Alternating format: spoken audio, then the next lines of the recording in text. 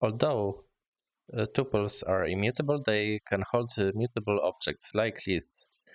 This can sometimes be useful if you want to have a collection of items that cannot be reordered or changed, but contain elements that can. Let's see an example. In our example, I will modify the code that I have created previously.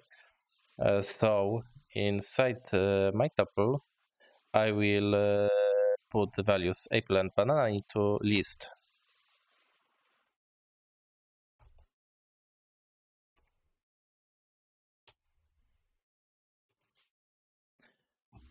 Okay, let's try to run our code again. And yes, we can see that tuple right now contains the list.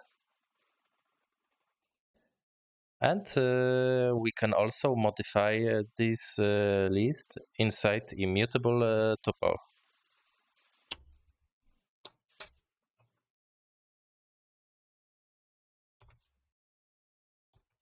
Append. Cherry. Let's try to print tuple again.